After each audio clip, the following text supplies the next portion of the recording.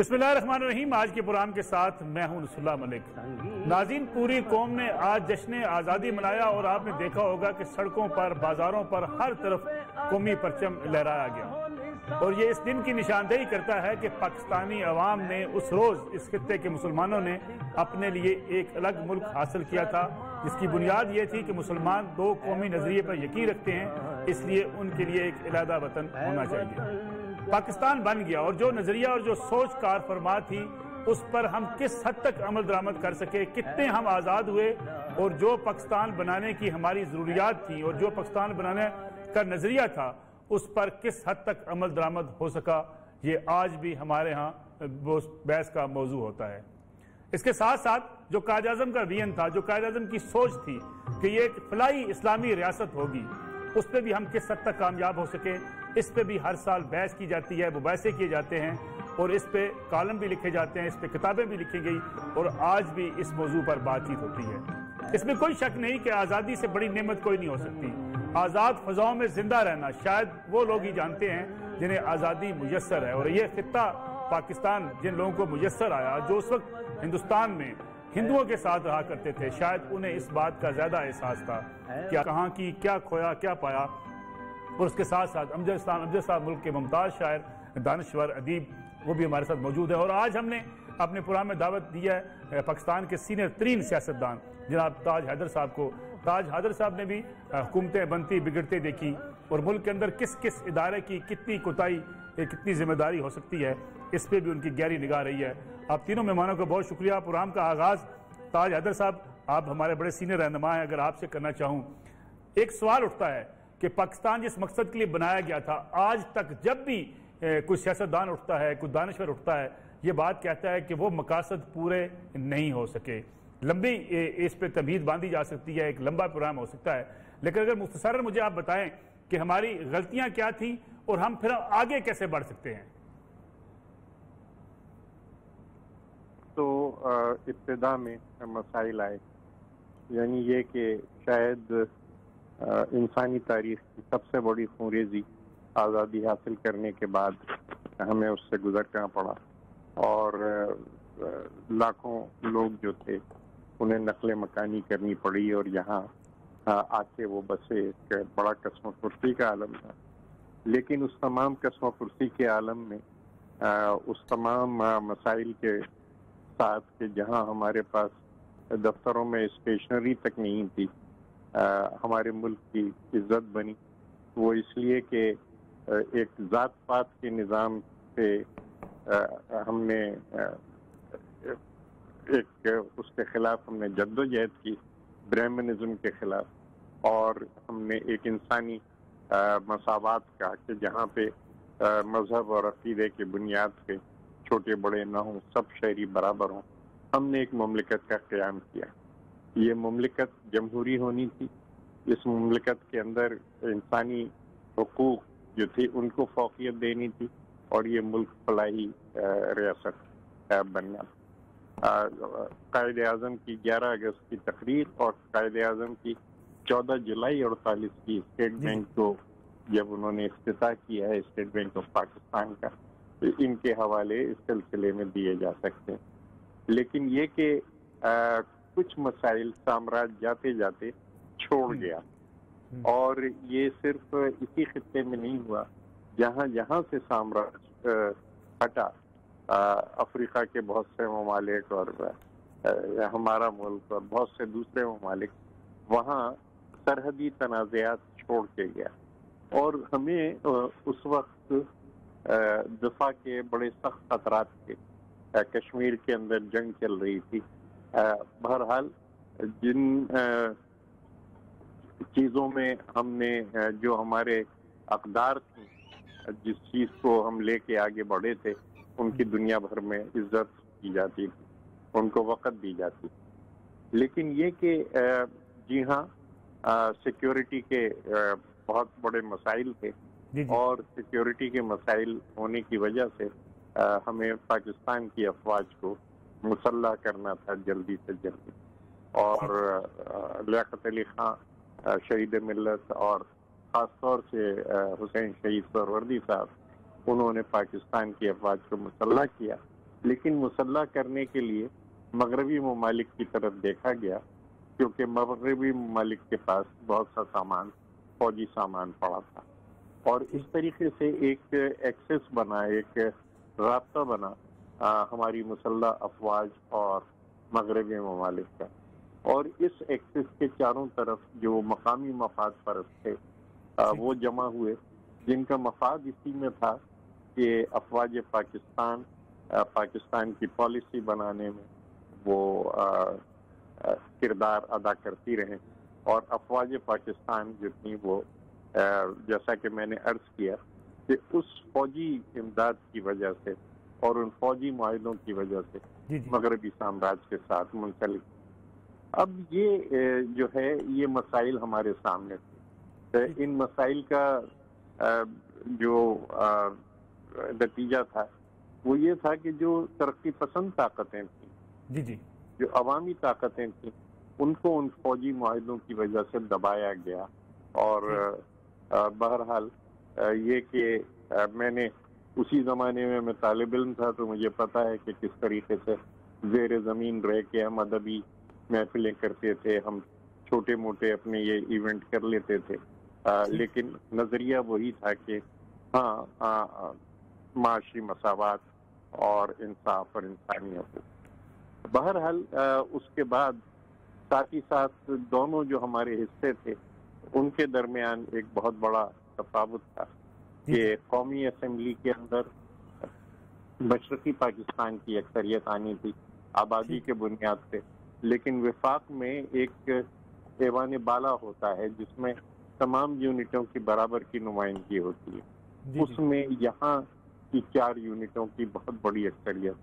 مشرقی پاکستان کے مقابلے بنتی تھی. تو یہ ایک مسئلہ تھا جس سے ہمارے بزرگ جو تھے وہ نمٹنے کی کوشش کرتے رہے. بہرحال جو بھی مسائل تھے، جو بھی بات تھی، اب ہمارے سامنے یہ ہم بہت غلطیاں کر چکے، ہم نے بہت سے اچھے کام بھی کیے، تو ہمیں پتہ ہے کہ کیا چیزیں قومی مفاد میں ہیں اور ہمیں پتہ ہے کہ کن چیزوں سے نقصان ہوتا ہے. تو اب فیصلہ کرنا وہ کوئی مشکل نہیں ہے. ہماری سیاسی جدوجہد، جمہوری جدوجہد کی وجہ سے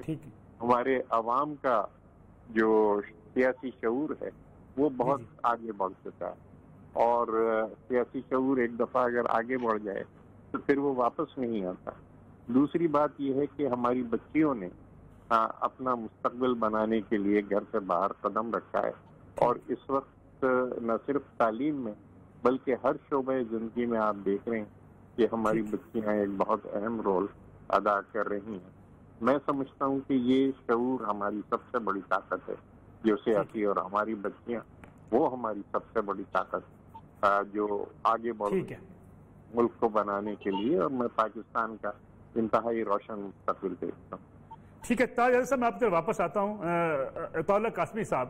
کیا وہ وقت آ نہیں گیا کہ ہم سب اس بات پر متفق ہو جائیں کہ جو ہوا سو ہوا؟ کب تک ہم ماضی کی غلطیوں کو کریدتے رہیں گے؟ ایوب خان کی بات کریں گے، سقوط ڈھاکہ کی بات کریں گے، یا اس سے پہلے جو ہم نے غلطیاں کی اس پہ ہم آج تک رکے رہیں گے؟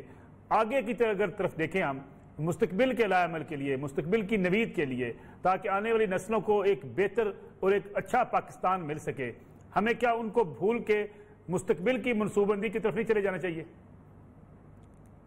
ملک صاحب، آپ نے جتنے بھی سوال کیے تھے اپنے انٹرو میں، میرے خیال میں ان سب باتوں کا جواب تاج حیدر صاحب نے دے دیا ہے. کچھ باتیں میں کہنا چاہتا تھا، اب اس میں تھوڑا سا مجھے اجازت دیں تو میں کہہ دوں کہ جب پاکستان بنا ہے تو اس وقت ہمارے پاس کچھ بھی نہیں تھا، اور یہ جو نالائق سیاستدان تھے انہوں نے جو لاکھوں مہاجر آئے لٹے پٹے، ان کی بحال کاری کا سارا کام، آباد کاری کا انہوں نے کیا، اور بڑے طریقے سے کیا. اور بلکہ انہی نالائق سیاستدانوں میں سے ایک کا نام تھا فیروز خان نون، اور اس نے گوادر کی بندرگاہ جو ہے وہ اس نے خریدی اور ہمارے ملک کی سرحدوں کو وسیع کیا. اس کے بعد بھی یعنی بہت سے لوگ آئے اور انہوں نے اپنے طور پہ وطن کو ملک کو آگے لے جانے کی کوشش کی، مگر اس میں جو رکاوٹیں آتی رہی ہیں، آپ کہہ رہے ہیں نا کہ ہم ماضی کو بھول جائیں، ماضی کو بھلایا نہیں جا سکتا، کیونکہ جب تک ماضی کو ہم اپنے مد نظر نہیں رکھیں گے پھر مستقبل میں بھی ہم وہی غلطیاں کریں گے۔ سب سے بڑی بات میرے خیال میں یہی ہے کہ یہ جو آمریت ہمارے ہاں آتی رہی ہے، ایوب خان یعنی 53 میں اس نے اقتدار میں آنے کے لیے کوششیں شروع کر دی تھی اور 58 میں وہ کامیاب ہو گئے تھے، اور اس کے بعد بالکل مشرقی پاکستان سے ہمارا جو رابطہ تھا وہ اور زیادہ کمزور ہو گیا، پھر یحییٰ خان کے ہاتھ میں آ گئی اور پھر جو کچھ ہوا وہ آپ نے دیکھا، اور اس کے بعد بھی ہمیں یعنی کچھ سمجھ نہیں آئی۔ ان کے بعد پھر ضیاء الحق صاحب آ گئے اور انہوں نے ملک میں ایک دہشت گردی، فرقہ پرستی اور ہیروئن اور پتہ نہیں کن کن چیزوں کو فروغ دیا، اور وہ گئے تو پھر مشرف صاحب تشریف لے آئے، اور اس طرح جو ہمارے ہاں جو ایک سیاسی قوتیں تھیں وہ انہوں نے محسوس کیا کہ اگر ہم نے سیاست میں آنا ہے تو ہمیں انہی کے بل بوتے پر آگے آنا ہے۔ چنانچہ پھر ایک سیاستدانوں کی ایسی کھیپ بھی ہمارے ہاں پیدا ہوئی جو اپنے ضمیر کے مطابق کام نہیں کرتے تھے، بلکہ یہی سمجھ کے کہ ہم نے اقتدار میں رہنا ہے وہ کرتے چلے گئے کام۔ اب جہاں تک آپ کے سوال کا تعلق ہے تو میں اس کے بارے میں عرض کروں گا کہ بڑی زبردست بات کہی ہے تاج حیدر صاحب نے کہ ان ساری چیزوں کے بعد اب قوم جو ہے وہ کافی باشعور ہو گئی۔ پہلے جو باتیں تاج حیدر صاحب بیٹھ کے کرتے تھے یا دوسرے دانشور کرتے تھے، اب وہ باتیں جو ہیں وہ تھڑوں پر بیٹھے ہوئے لوگ بھی کرتے ہیں، اور یہ ایک بہت بڑا انقلاب ہے شعور کا۔ اور بالکل صحیح کہا انہوں نے کہ جب ایک دفعہ قوم باشعور ہو جائے پھر اس کو واپس اس سے شعور لینا جو ہے وہ ممکن نہیں ہوتا۔ چنانچہ مجھے یقین ہے کہ انشاءاللہ العزیز، اچھا مایوس تو میں ملک صاحب کبھی بھی نہیں ہوا زندگی میں اب یہ کہتا ہوں کہ یہ جو دونوں ہاتھ جو ہے ہمارا، یہ بایاں اور دایاں، ان کو ہم دونوں ہاتھوں کو کا استعمال ہمارا بہت عجیب و غریب ہے، ان کو ہم کیوں نہ اچھے کاموں کے لیے استعمال کریں اور کچھ بھی نہ کریں، ہم جو ہمارے آگے گند ہے اس کو ہم اپنے طور پہ صاف کریں۔ اور ایک بات جو میں بہت ضروری کہنا چاہتا ہوں کہ باضمیر ہونا جو ہے وہ بہت باضمیر ہونا، میں ہوں، آپ ہوں، کوئی بھی ہو، اگر ہم اپنے ضمیر کے مطابق کام کریں گے، تاجر ہوں، صنعت کار ہوں، دانشور ہوں، صحافی ہوں، اگر ہم یہ سوچ لیں کہ ہمارا جو نفع ہے وہ قوم کا نقصان ہے، تو پھر میرے خیال میں ہم آگے بڑھیں گے، اور مجھے لگ رہا ہے کہ ہم آہستہ آہستہ انشاءاللہ العزیز بہت ساری رکاوٹیں جو ہمارے درمیان ہیں ان کو عبور کر کے ہم آگے کی طرف بڑھ رہے ہیں اور بڑھتے چل جائیں۔ ٹھیک ہے امجد سلام صاحب، ماضی کی غلطیوں کا ادراک اور مایوسی، ان کے درمیان فرق کیسے رکھا جا سکتا ہے؟ پھر ایک شاعر تو امید دلاتا ہے، خاص طور پہ مستقبل کی امید دلاتا ہے کہ اگر ماضی میں غلطیاں کی بھی گئی ہیں تو آنے والے دنوں میں ہم اپنے لیے بہتر مستقبل کے لیے کوئی نئی منصوبہ بندی کے ساتھ میدان میں اتر سکتے ہیں۔ آپ سمجھتے ہیں کہ ماضی کی غلطیوں کا ادراک کے ساتھ ساتھ مایوسی سے بچا جا سکتا ہے؟ جی میرے خیال میں دیکھیے یہ بات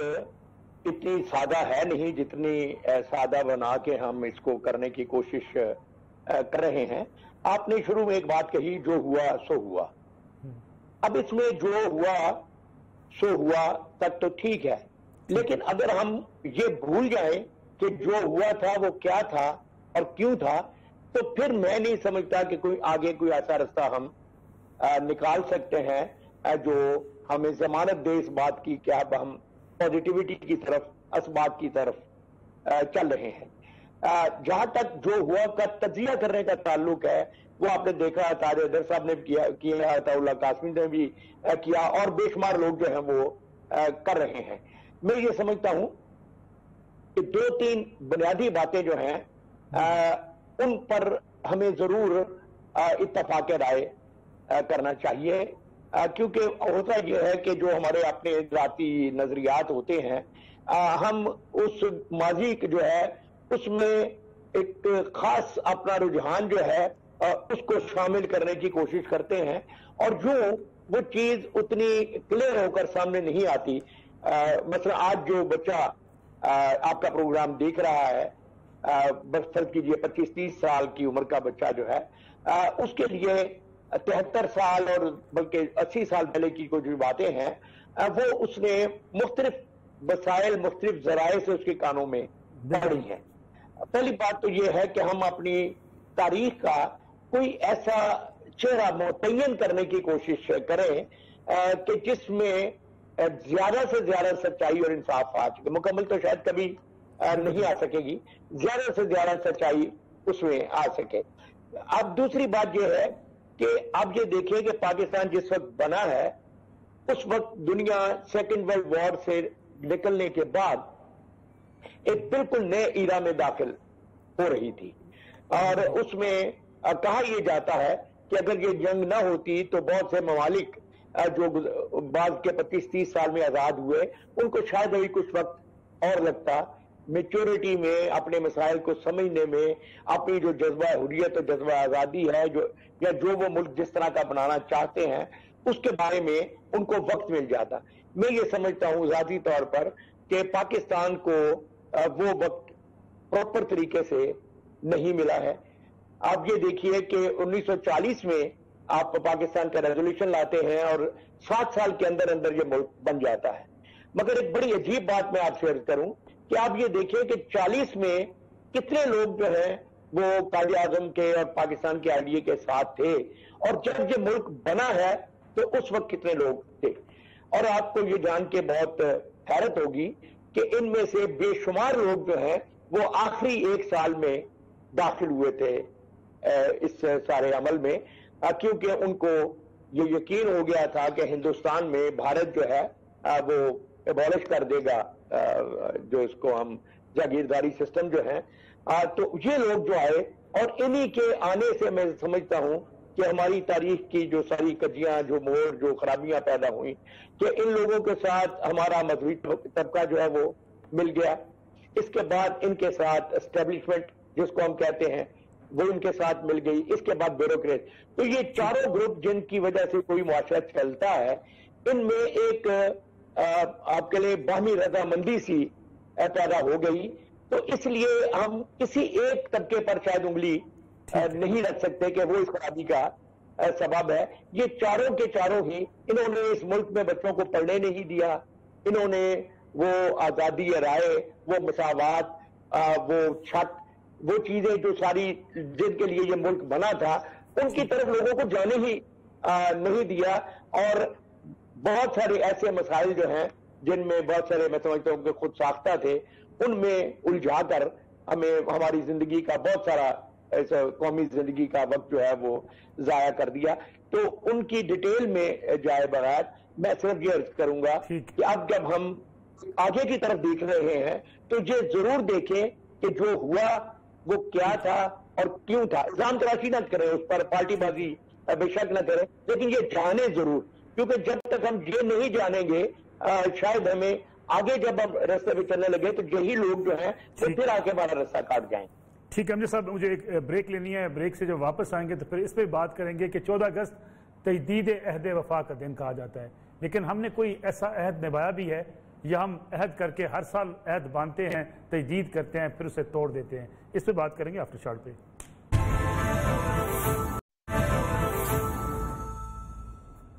और हम एक बार फिर खुशामदीद। ताज हैदर साहब, हम हर साल तजदीद अहद वफा करते हैं 14 अगस्त को, लेकिन सवाल ये उठता है कि क्या हम इस अहद को निभाते भी हैं? हम तो अहद तोड़ने में माशाल्लाह बहुत जो है खुद कफील वाक़े हुए हैं। अकरबा परवरी, रिश्वत, सिफारिश, इख्तियारात का नाजायज़ इस्तेमाल। हर साल हम जश्न आज़ादी मनाते हैं, लेकिन उसके बावजूद माशरे को हम बेहतर माशरा बनाने के लिए इन तमाम चीज़ों से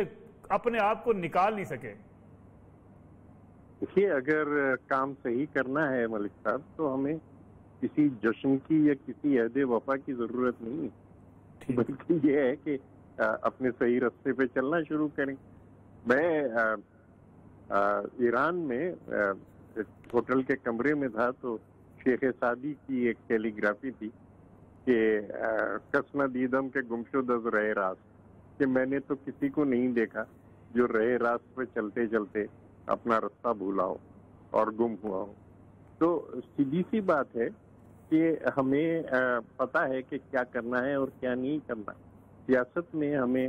جو آئین نے دائرے مقرر کیے ہیں ہمیں ان کے اندر رہنا ہے. معیشت کے اندر ہمیں خود انحصاری پہ کام کرنا ہے. اور جو سمجھیے کہ یہ جو میں دشواری بہت بڑی دیکھ رہا ہوں وہ اخلاقی انحطاط کی ہے کہ ہماری اخلاقی انحطاط بہت بڑے پیمانے پہ واقع ہوا ہے، اور جو اخلاقی اقدار تھے ان کی جگہ اب مادی اقدار آ گئے ہیں. یعنی پیسہ حاصل کیا جائے، کسی بھی طریقے سے حاصل کیا جائے، اور اگر آپ نے حاصل کیا ہے تو بہت صحیح کیا، بہت ٹھیک کیا. میں ذرا سا ایک یہ عرض کروں کہ گروپ کیپٹن عطا ربانی صاحب مرحوم قائد اعظم کے اے ڈی سی تھے، اور ہمارے سینٹ کے چیئرمین رضا ربانی صاحب کے والد محترم. میں ان کے انتقال پہ جب حاضر ہوا اور میں نے رضا سے یہی کہا کہ دیکھو رضا، یہ ہم لوگوں کے والدین یہ کبھی پیسے کے پیچھے نہیں بھاگے اور کتنی مطمئن زندگیاں گزار گئے. تو یہ جو بات ہے کہ ایک نظام ایک اقدار تھا کہ جس سے سب مطمئن تھے، اور اب وہ نظام اقدار تباہ ہو رہا ہے. میں سمجھتا ہوں کہ اس نظام اقدار کو اور اخلاقی جو اقدار ہیں ہماری ان کو زندہ کرنے کی بہت ضرورت ہے. اور ایک بہت بڑی خرابی جو وہ اس وجہ سے پیدا ہو رہی ہے کہ یہ دولت کے پیچھے جو دوڑنا ہے اس نے ہمیں بہت. لیکن تاج صاحب یہ ختم کون کرے گا؟ اخلاقی انحطاط کو کون روکے گا؟ نہیں دیکھیے نا، رول ماڈلز ہوتے ہیں، اس میں کوئی ایسی بات نہیں ہے. رول ماڈلز ہوتے ہیں، اور رول ماڈل ٹھیک ہے، اب ہم میں حضرت موہانی نہیں ہے، میں بالکل اس چیز کو تسلیم کرتا ہوں. لیکن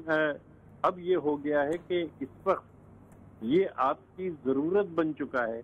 کہ آپ اپنی اصلاح کریں، کیونکہ اگر آپ نے اپنی اصلاح نہ کی تو پھر وہی سلسلہ ہے کہ تمہاری داستان تک بھی نہ ہوگی داستانوں میں. تو اب یہ ایک ضرورت بن چکی ہے، اور میرے خیال سے اگر کچھ رول ماڈل سامنے آتے ہیں تو کوئی وجہ نہیں کہ ہم لوگ جو ہیں، کیونکہ جو غریب طبقہ ہے وہ ٹھیک ہے، امیر طبقہ چوری کر رہا ہے، غریب طبقہ کام چوری کر رہا ہے. تو ایک پورے نظام اقدار کو پھر سے لیکن اللہ کا شکر ہے ہم نوکرشاہی میں اتنی برائیاں دیکھتے ہیں، اور میں تو روز نبٹ رہا ہوں ان برائیوں سے، کیونکہ سندھ میں بالکل جو تمام چیزیں آ رہی ہیں وہ ان سے نبٹنا پڑتا ہے مجھے. لیکن یہ کہ وہاں بھی ایک بڑی اچھی فیصد ایسے لوگوں کی ہے کہ جو کام کرنا چاہتے ہیں، جو ملک کو بنانا چاہتے ہیں. پھر ایک جو ہمارے ہاں تبدیلی آئی ہے وہ یہ کہ غیر سرکاری تنظیمیں بنی. آخر دنیا کا کون سا ملک ہے کہ جہاں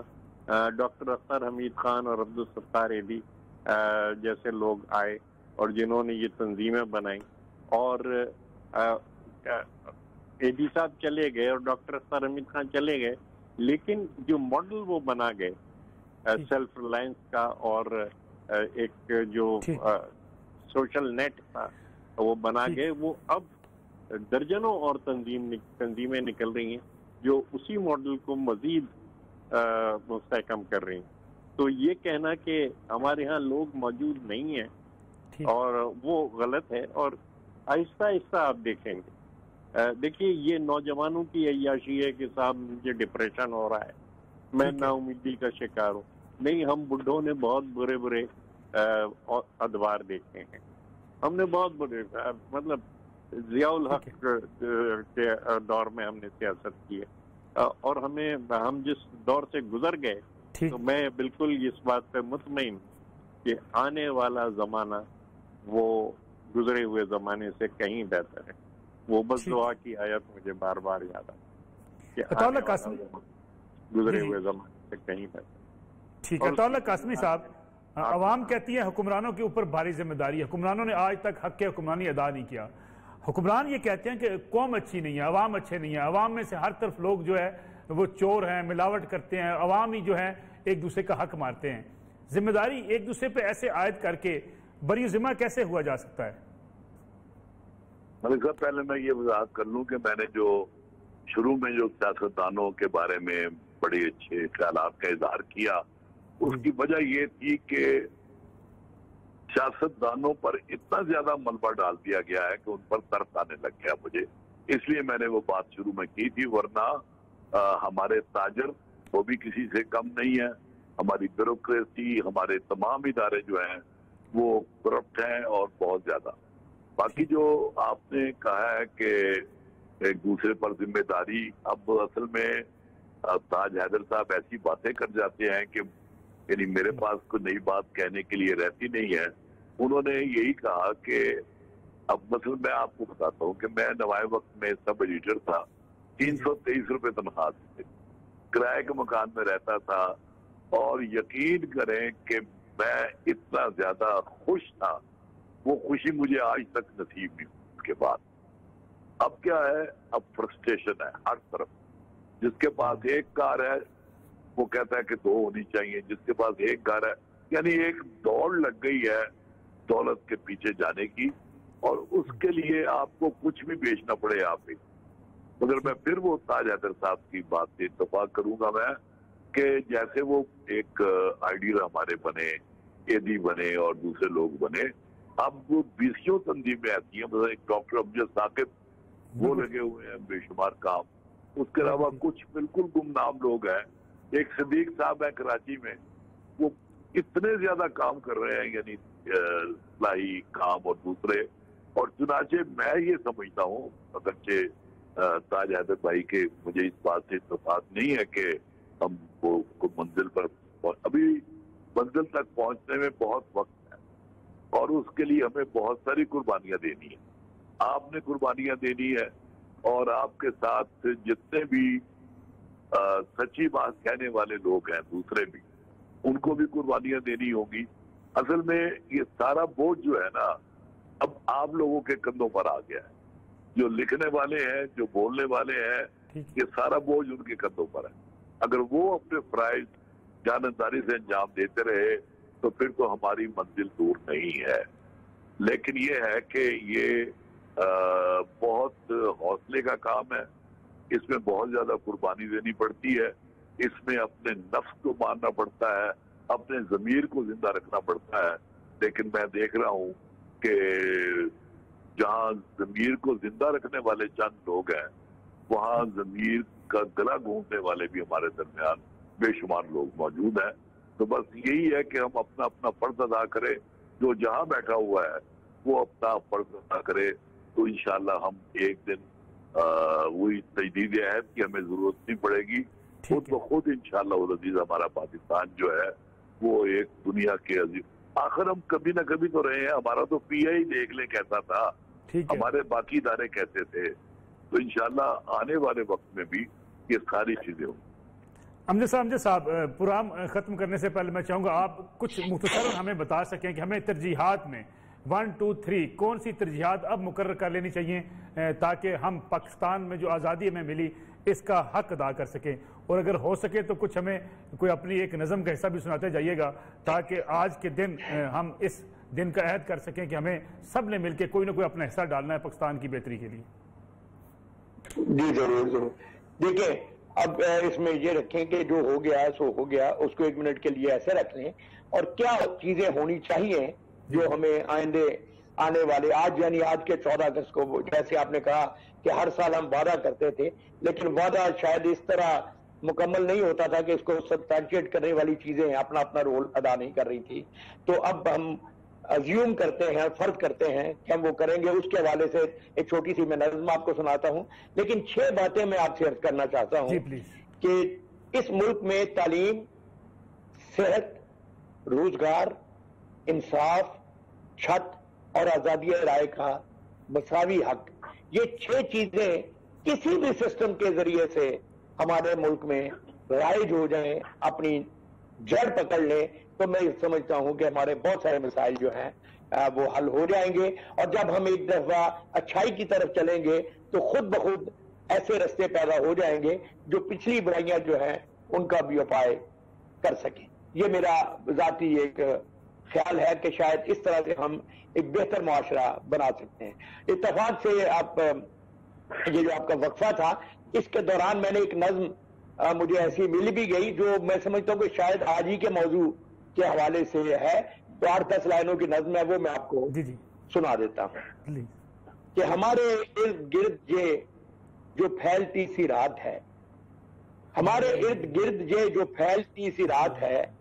गली गली में ढोलती जो बेदिली की बात है, तेरी कसम है ए वतन कि मिल के हम मिटाएंगे ये रात भी ये बात भी। तेरी कसम है वतन के मिल के हम मिटाएंगे ये रात भी ये बात भी। जो हो गया सो हो गया, अब उसका जिक्र क्या करें। जो हो गया सो हो गया, अब उसका जिक्र क्या करें। उठा के ताक पर धरें शिकायतें हिकायतें, उठा के ताक पर धरें शिकायतें हिकायतें। चलो कि अज़्मे नौ से हम एक और इब्तिदा करें, चलो कि अज़्मे नौ से हम एक और इब्तिदा करें। गए दिनों की कब्र पर एक अहद हम नया करें, गए दिनों की कब्र पर एक अहद हम नया करें और उसको फिर वफा करें, और उसको फिर वफा करें। बहुत कासमी साहब, आपके कोई शेर आपके ज़हन में आया कोई आज के दिन के लिए, पाकिस्तान के लिए, हमारी जिम्मेदारी के लिए? शेर तो मैंने बहुत कहे हुए हैं, लेकिन ये आपने चूंकि फौरन कहा है तो मेरा हाफिजा अमजद इस्लाम अमजद जैसा नहीं है, और मुझे अफसोस कि इस वक्त मुझे याद नहीं है। बहुत बहुत शुक्रिया ताल्लुक कासमी साहब, ताज हैदर साहब हमारे सीनियर सियासतदान मुल्क के, अमजद साहब आपका बहुत शुक्रिया, मुल्क के मुमताज़ शायर और दानश्वर। नाज़रीन, आज का प्रोग्राम था जानने के लिए हम अपना अपना हिस्सा अदा करें, और जुल्मत शब से तो कहीं बेहतर था अपने हिस्से की शम्मा तो जलाते जाते। अल्लाह हाफिज़।